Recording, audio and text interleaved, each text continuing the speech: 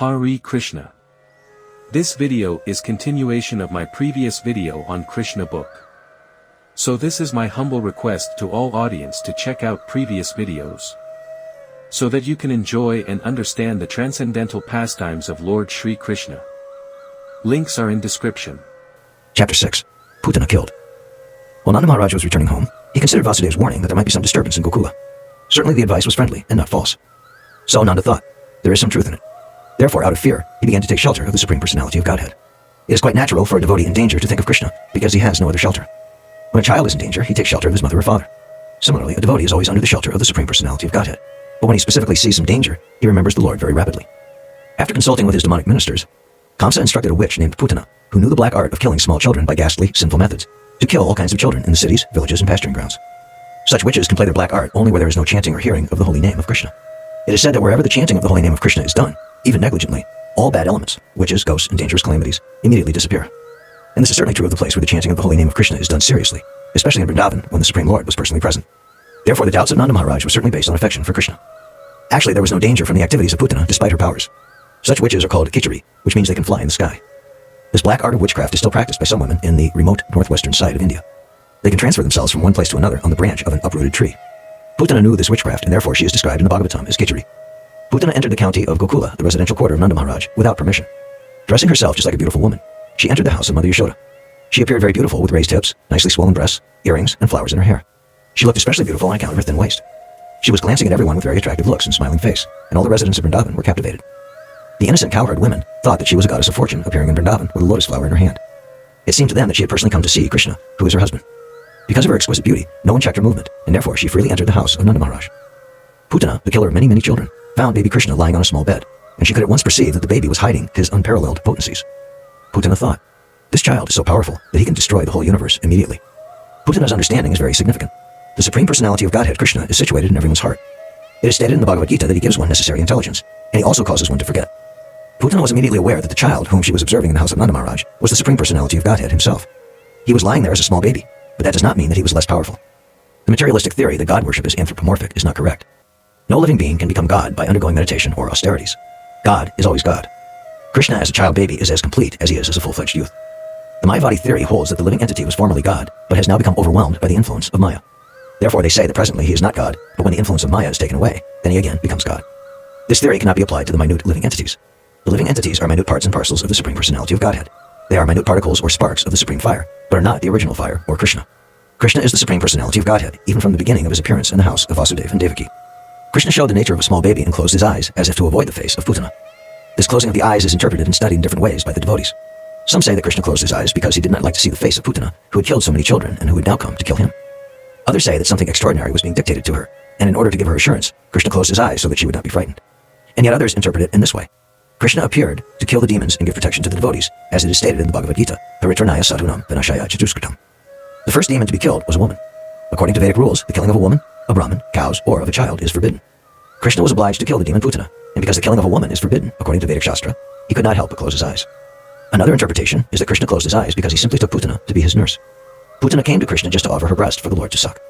Krishna is so merciful that even though he knew Putana was there to kill him, he took her as his nurse or mother.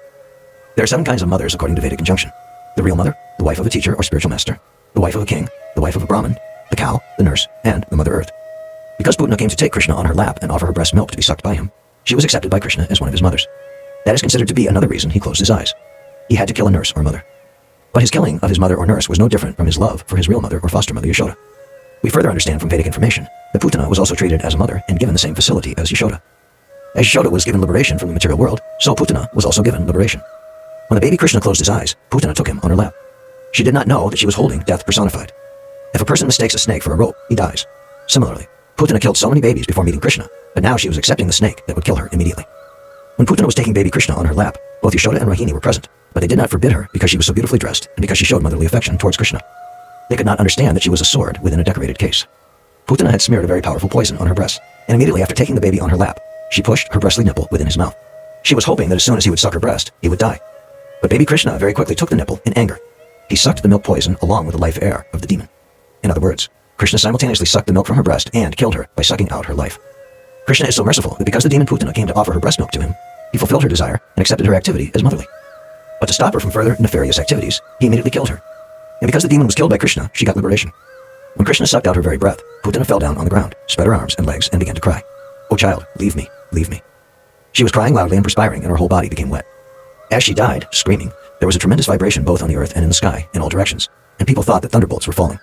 Thus the nightmare of the Putana witch was over, and she assumed her real feature as a great demon. She opened her fierce mouth and spread her arms and legs all over. She fell exactly as Vritasura when struck by the thunderbolt of Indra. The long hair on her head was scattered all over her body. Her fallen body extended up to 12 miles and smashed all the trees to pieces, and everyone was struck with wonder upon seeing this gigantic body. Her teeth appeared just like plowed roads, and her nostrils appeared just like mountain caves.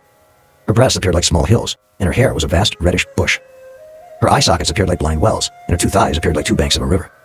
Her 2 hands appeared like 2 strongly constructed bridges, and her abdomen seemed like a dried-up lake.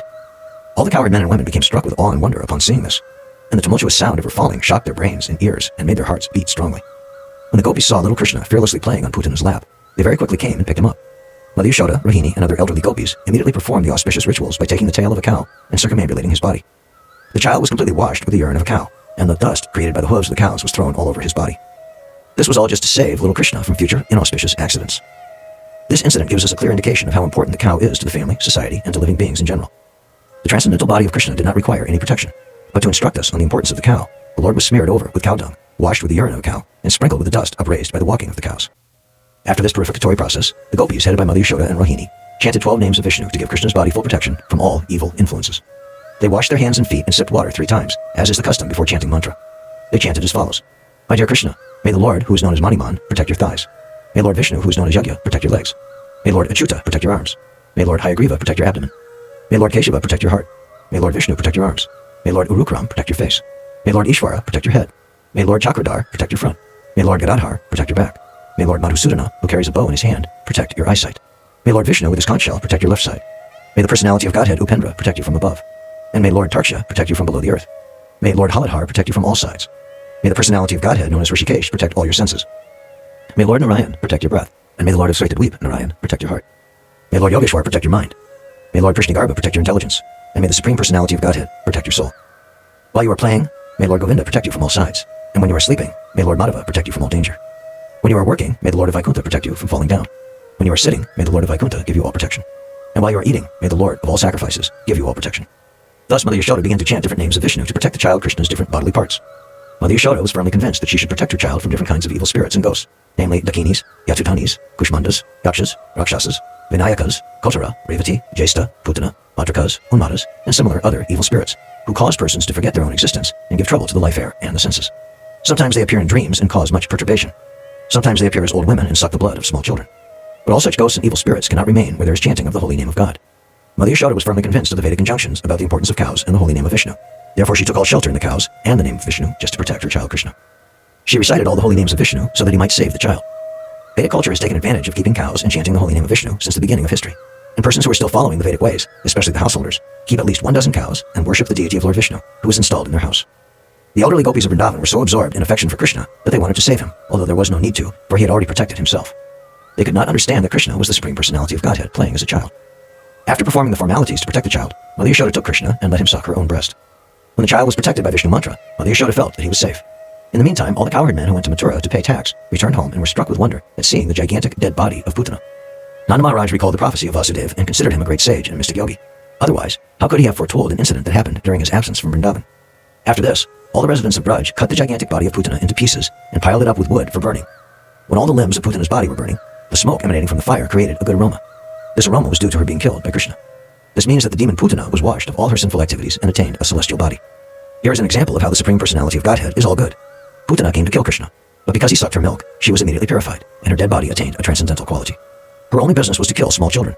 She was only fond of blood. But in spite of being envious of Krishna, she attained salvation because she gave her milk to him to drink.